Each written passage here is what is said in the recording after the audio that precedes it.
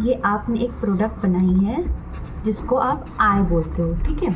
आपने इसको बोला ये मेरा आई है, ये मैंने न्यू प्रोडक्ट इन्वेंट किया है, तो ये पेटेंटेबल कर दो, ठीक है, इसको पेटेंट दे दो। और मैं ही सेम प्रोसीजर यूज़ करके, सेम टेक्निक यूज़ करके एक और आई बनाती हूँ, और मैं भी आके बोलती हूँ मेरे को भी पेटेंट दे दो, मैंने भी अलग बनाया है। तो नहीं, ये पेटेंटेबल नहीं है। क्यों नहीं है? क्योंकि मैंने सेम प्रोसीजर यूज़ किया है, सेम मेथड यूज़ किया है। लेकिन अगर मैं इसको ऐसे कर दूँ तो क्या अब ये पेटेंटेबल होगा? तो हाँ, बिल्कुल होगा, क्योंकि अभी आई नहीं रह गया, अब ये जे हो गया। मैंने इन्वेंशन किया है, मैंने इसको ऐसा मोड़ के इसको जे बना दिया, तो ये क्या है? एक इन्वेंशन हो गया ना।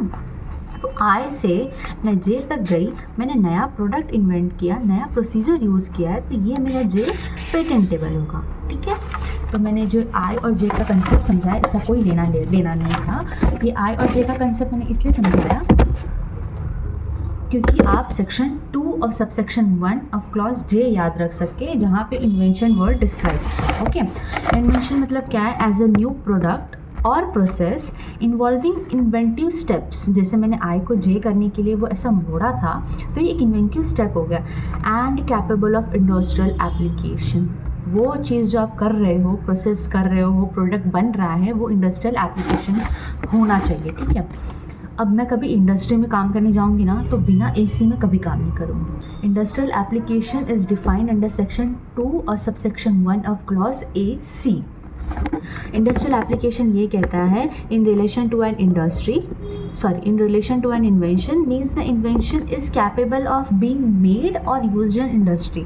ऐसा प्रोडक्ट या ऐसा प्रोसेस जो इंडस्ट्री में काम आ सके, तो वो उसे बोलते हैं industrial application. Okay, so let us come to the topic, inventions which are not patentable. So first thing is, an invention which is against the natural laws cannot be patentable. Okay, next invention is if you're inventing something which is harmful to human, animal or plant life or health to the environment is not patentable.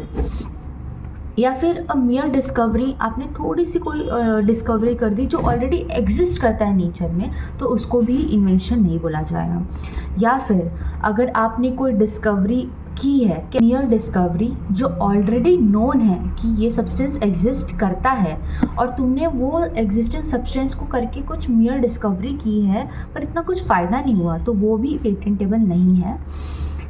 Substance okay by mixture, okay, जैसे कि अगर आपने ये एक substance और ये एक substance को मिक्स करके एक प्रोडक्ट बनाया और बोले ये मेरा प्रोडक्ट है, इसको पेटेंट दे दो, तो नहीं होगा। फॉर एग्जांपल अगर आपने सॉल्ट और पेपर को मिक्स किया और बोला ये मेरा न्यू प्रोडक्ट है, तो ये कोई पेटेंटेबल वाली चीज़ ही नहीं है, क्योंकि यहाँ पे आपने कुछ इंटेलेक्ट यूज़ ही नहीं किया है सही से, तो ये भी पेटेंटेबल नहीं है।